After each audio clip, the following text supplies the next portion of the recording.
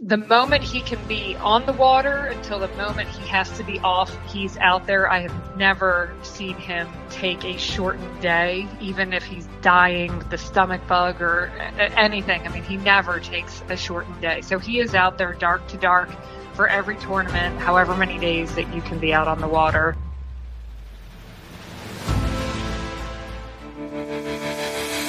Welcome to the Woman Angler and Adventurer podcast, inspiring real women with a passion for fishing and the outdoors to go get their adventure on. Now, here's your fearless host, Angie Scott. Hey everyone, welcome to another episode of the Woman Angler and Adventurer podcast, episode 201. We are moving on. Gonna rack up another 200 episodes for you, hopefully, in the future. So, anyway, I am down on Lake Logan Martin right now as we speak, practice fishing for the big LBA Women's Pro Bass Tour Classic. That's gonna be Thursday, Friday, Saturday this week. So far, practice is going great. Very excited for the tournament. You know, things can change on a dime, so definitely not putting all my eggs in one basket, but it's been fun. Love this lake. Love the campground we're at. We've got the Lance Truck Camper Mobile Podcast Studio here. Did an interview the other night with a really cool lady you're going to get to meet soon. So looking forward to sharing that with you. And this week, I have a very special guest on the show. Many of you know the name Iaconelli. Mike Iaconelli, of course, the highly accomplished, long-time bass angler. And I have his wife, Becky, on the show this week, so I'm really excited to introduce you to her. She does a lot of the all behind-the-scenes stuff for Mike with sponsorships and marketing and all sorts of things. So I can't wait for you to get to hear her story. And we're also going to talk about Mike's show that's out right now. Still a few episodes remaining in the season, so I hope you've already been watching, but if you haven't, I'm sure you can go back and check out some of the episodes that have already come out, but it's on CBS Sports. We're going to tell you all about it. My World with Mike Iaconelli. And one last thing before we get into it. So, the Woman Angler and Adventurer podcast, as I mentioned last week, is up for the Best Outdoor Podcast of 2020 from the Outdoor Media Summit. And voting should have ended Sunday at midnight. That was originally what they told us. But, for whatever reason, probably due to COVID, because that's the reason for everything, it seems like, anymore, but they have extended the voting now until Sunday, September 19th. So if it had ended when it was supposed to, we would have won. But like I said, they have extended it now. So if you haven't voted yet, you still have a chance to do so. Just go to the Woman Angler and Adventurer page on Facebook, or you can go to the Facebook group, and it's pinned at the top of that page. And all you have to do is super simple. You don't even have to enter any of your information or anything like that. You just hit the little radio dial next to the Woman Angler, the little white circle that will make it blue. As soon as that happens, you've cast your vote. It's that easy, literally one click. So those are the two best, easiest places I can tell you to go to find it. If you're not a member of the group as of yet, just send a request. I will get you added. And with that, I'm excited to get into this week's episode and introduce everybody to Becky Iaconelli. Enjoy, everyone.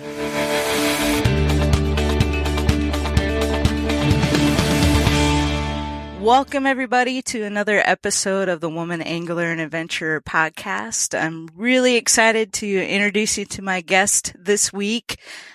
We are chatting with Becky Iaconelli, and I'm sure a lot of you are very familiar with the name Iaconelli. Of course, Mike Iaconelli, big bass angler, super accomplished in the sport. And, Becky does a lot behind the scenes and doesn't really like to be in the limelight, but I'm happy to feature her this week. Becky, welcome to the show. Thank you, Angie. I appreciate you having me on. Of course. Thank you for being on the show.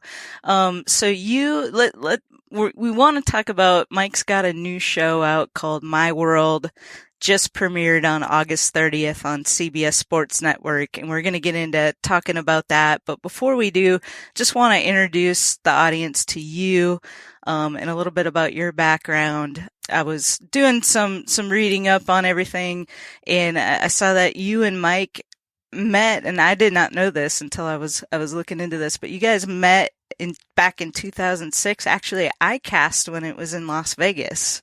Yes, we did. It was many moons ago, but we did meet out there. I was not in the fishing industry. We had a friend in common who introduced us, and I guess the rest is history.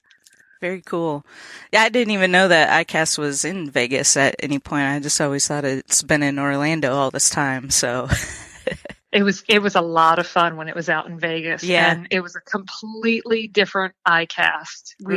We spent a lot of hours out at night. Oh, I'm sure. Probably a lot of money won and lost. Exactly. Well, very cool. So you weren't really into fishing at all when you met Mike. I was not into fishing. I had never fished a day in my life when I met Mike. We hit it off, and he took me out fishing for my very first time, and I enjoyed it. I thought it was great. I kind of liked him more than I liked the fishing. So the relationship blossomed. And as our relationship grew over a matter of time, I always been in sales and marketing. Mm-hmm. And I think we saw a hole in his business and a need to have someone helping him with sponsorship and helping grow the brand. So I kind of stepped into that role as the years went on. Well, very good, because that's something that's much needed if you're trying to make a career in the fishing industry. Obviously, that whole part of it is extremely challenging for, I think, a lot of anglers, because, you know, you're what you're talented in is the fishing part of it, and then to also have to be able to figure out this whole other piece in order to make it into a career is something that I think that a lot of anglers struggle with. Yes, it is hard. Mike luckily had a degree in advertising and marketing, so I think he always truly had that vision of what he wanted to grow himself and the brand to be. He just didn't have enough hours in the day to fish full time and grow that other piece. So for me to come along and kind of step into that role, and now that we've been together for this many years, I think we can, you know, answer each other's, finish each other's sentences. You know, we know what the other one's thinking. We very much became a team that was united in exactly what we were going to move forward and do. Mm-hmm. Very cool. Yeah. So with Mike fishing, he's one of these anglers, I guess, that when he has a tournament, talk about like the practice fishing. He's out there pretty much sun up to sundown. Is that accurate? Yes. The moment he can be on the water until the moment he has to be off, he's out there. I have never seen him take a shortened day, even if he's dying with the stomach bug or anything. I mean, he never takes a shortened day. So he is out there dark to dark for every tournament, however many days that you can be out on the water. He's quite obsessive in his routine, but it pays off. I mean, yeah. That's what he does. That's his passion. So when you first met him and saw this kind of work ethic, what did you think about that? I think I'm a highly driven individual as well. So I think when I met Mike and I saw how passionate and how hard he works at something and how determined he is, that was attractive to me, because I too am very competitive and just very driven. So I knew I needed to find somebody that was wired similar to me. So I think it was a match for us. Awesome. So you weren't like, why would anybody fish this much? No, instead I'm actually confused when people don't. I'm like, why? Like, why are you off the water already? I don't understand that. Awesome. And I wanted to talk to you too about, so this is my first year personally. I'm fishing the Women's Pro Bass Tour this year, and so I got a Lance truck camper, And that way we could travel in the truck camper and still pull the boat. But I know you guys did the fifth wheel thing for a while, or you still are probably, right? Yes, we do. We still travel out of a fifth wheel. So early on, I had my son Vegas. He is 10 now. That first year, we just traveled out of the Toyota truck, and somehow in that truck, we had to manage to pack a crib and baby supplies and everything else. And it was packed. I mean, it was like Tetris every time you had to repack that truck. It was so precise to fit the three of us in there.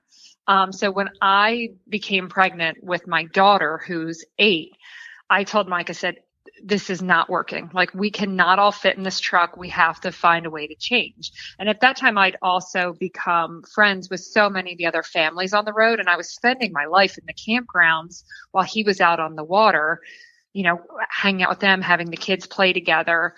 And I told him we should really look into the RV life for travel. So we don't do anything small. So of course, our first fifth wheel was a 40-foot fifth wheel.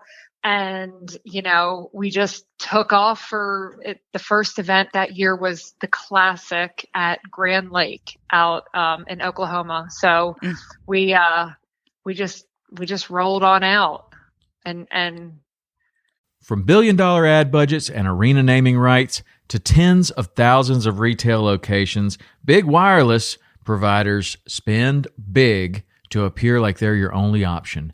How do they afford it all? That big bill you get at the end of every month. Mint Mobile had a different idea. Instead of brick and mortar overhead, Mint Mobile is online only. What does that mean for you? A whole lot of savings, because wireless plans from Mint Mobile start at just $15 a month. That's unlimited talk, text, and data for just $15 a month. You'll save enough that you can get a brand new rod and reel for the upcoming season. For anyone who just hates their phone bill, Mint Mobile offers premium wireless for just $15 a month. All plans come with unlimited talk, text, and high-speed data delivered on the nation's largest 5G network. You can use your own phone with any Mint Mobile plan, and you can even keep your same phone number along with all of your existing contacts. By going online only and eliminating traditional costs of retail, Mint Mobile passes significant savings on to you. Switch to Mint Mobile and get premium wireless service starting at just $15 a month. To get your new wireless plan for just $15 a month and get the plan shipped to your door for free, go to mintmobile.com/waypoint. That's mintmobile.com/waypoint. Cut your wireless bill to $15 a month at mintmobile.com/waypoint.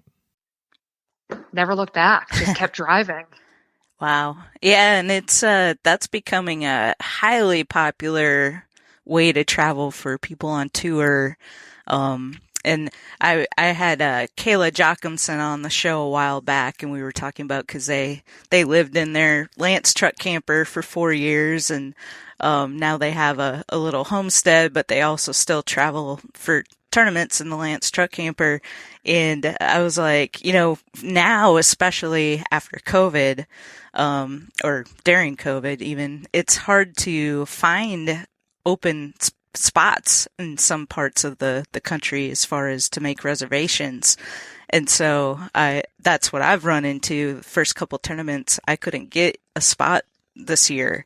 And then toward the end of the year, I was able to, thankfully. But I was asking her, like, how do you guys, get in, make reservations for all these different tournaments you're going to? And she said, basically, as soon as the schedule is released, we get online or whatever, and we're making our reservations, because so many people on tour now too are traveling that way. Yes. It's always been a mad scramble the moment the schedule comes out. All the wives are communicating, okay, here's the campground, and everyone, calls and gets booked, or, you've got to mark your calendars, because some won't take reservations till January 1st of that year. And it is a lot of work. It has gotten a lot harder since COVID to get campground reservations. It's become very interesting. And part of the other problem is when you're hauling such a big camper, and then you also have a truck and a boat. So you've got 2 trucks, a camper and a boat. you either need 2 spots or very wide spots. So what you need from a campground is very specific, and not all of them have it or can accommodate. Right. Yeah, I've run into that as well.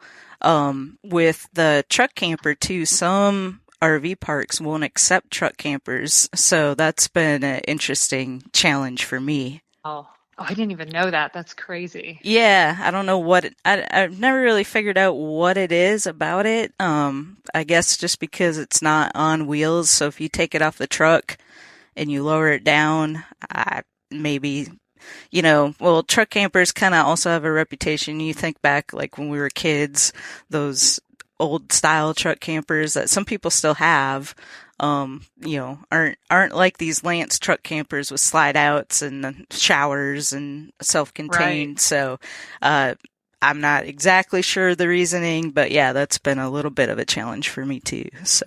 Wow.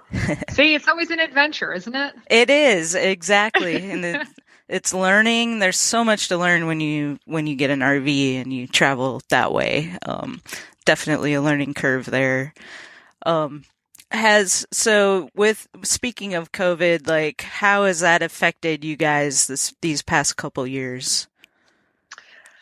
Well, it's interesting because I think our company, I've got about 7 employees.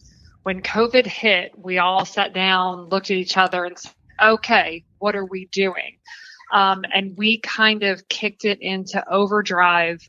And instead of not having a lot going on, we dove even further into the whole digital marketing world and just grew any project we possibly could that was digital or from afar. So, I mean, we held tournaments early on that were with, the groups like Half a Spot and Tourney X and, trying to get people outside, even if it was from the bank. We encouraged all sorts of stuff. We did a lot of fundraisers that way so that we could get food to kids, because especially in our area, once the schools weren't in session, they were trying to find ways to get food to the children who were fed at school. So we were trying to work with groups in the area that were making sure that kids were fed.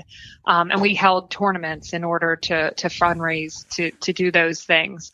We really drove into the digital world in the way of content. So we, filmed and produced so many more videos, so much more to help our sponsors out, to, help see sales on their end, anything that we could do. So I cannot say that our world slowed down.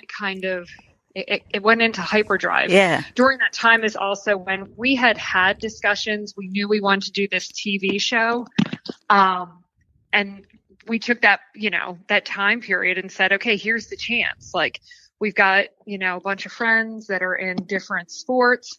Let's work with them and start filming this show that we dreamed of. We already had a partner with a production company. And so we dove into that. So just so much more production and filming and content. I mean, we're so content heavy. And then even as Mike has had to go back into the tournament world, we've kept the content up. Mm-hmm. So we're just working harder and harder. We never had a lull time. Right. That's super cool. I love the people that, found a way to adapt and make this weird time in our lives, kind of work. So that's really cool. And it's a perfect transition into talking about the show, My World with Mike Iaconelli. Tell listeners a little bit about what the show is all about. So My World it's a day in the life of Mike in his world, and then it's the day in the life of another athlete. So the first episode was Lane Johnson from the Philadelphia Eagles, and Mike spent a day with him basically doing his training camp session. I think Mike almost died because Lane's like 6'6", like just huge offensive tackle. I mean, he's a beast of a human. So he put Mike through his training day. And then the next day it was, okay, now let's go out into Mike's world. And they went fishing. And there's always a challenge and there's a time frame. And, just to keep it interesting to see if, they can attain whatever it is. But there's been freshwater, there's been saltwater. I mean, Mike is just an angler. I mean, his love of fishing in general, I think surpasses just that, like just general bass fishing. I mean, he loves to fish, anything that's going to pull back. So we've got saltwater shows, we've got freshwater shows. Some of the people on the show we're already friends with, but then other people were sports that we really wanted to highlight. And there's so many sports out there that I don't even think we realize, of course we have our mainstream sports, you got your baseball, you've got your, ice hockey and football, but we also wanted to meet folks in like all different walks of life and athletics. So we've got a bull rider this year. We've got a bowler. Mike is actually finishing up the last shoot. We've got an amazing woman. She's on the LPGA, so she's a women's golfer. Very cool. Just really, really awesome people that kind of wanted to jump into his world for a day, and he jumps into their world. Very nice. Well, I guess Mike has to have a certain amount of courage to jump in and do some of these sports like MMA and driving a race car. I mean, I kind of think about, when I was thinking about the show, I was kind of putting myself in his shoes, and I'm like, man, I don't know if I'd had the courage to jump into some of these worlds. Yeah, I've learned a lot about myself because I'm not sure why these things didn't bother me beforehand. But then they, the production team will let me know. They're like, okay, we're going to sit Mike on a bull now. I'm like, wait, a live bull? Yeah. He's going to sit on a living, breathing, angry bull right now. I think the bull riding show he got the most bruised and battered. I mean, he had bruises on his thighs because they stuck him on a bull, but he was still in the chute. The bull was unhappy and just kept slamming him into the sides. So I guess I need to find sports that he could be a little less hurt in. Right. Now that season 1 is done, the things that I'm learning, like I kind of need to keep him alive. Right. So exactly. maybe I'll work on that for season 2. Yeah. How many episodes are in the first season then? Season 1 has 6 episodes. Okay, cool. And it's on CBS Sports. Yes. And that's every Monday night? Every Monday night. Yep. So this coming week, it's 9 p.m. Monday evening. And they're a fun 30-minute episode. I know a lot of people were saying it'd be great if it could be an hour, but you think, I mean, a lot of these athletes to give up 2 days worth of their time is so much. We couldn't take more than that from them. So it's a really cool kind of jam-packed 30-minute episode, which I think people will really enjoy. Great. Well, I'll encourage all the listeners to check out that show, and hopefully there'll be a season 2. That would be awesome. I just really appreciate you taking some time out of your day to be on the Woman Angler and Adventurer podcast. And anything else that you want to talk about or share? Are you going to be at the MPAA conference this fall? I probably will not. I think I'm going to have to send Mike solo to that just because I have small children in school, and right. I'll probably have to be home for that. But no, definitely everybody check out the show. Everyone check out. We run a foundation to get kids fishing, especially in urban and disadvantaged areas. So everyone check out the Ike Foundation. That's kind of been a labor of love to get through COVID because we've always had fundraisers on site, and we've had to figure out how to do that digitally as well. So everyone check out the Ike Foundation, especially if, you believe in getting kids into the sport of fishing and growing fishing for the future generations. I will put a link to that in the show notes for this episode so people can easily click on that and go check that out. Awesome. Thank you. You're welcome. And thank you again for being on the show. And we will definitely stay in touch. Thank you. Yeah, I appreciate it.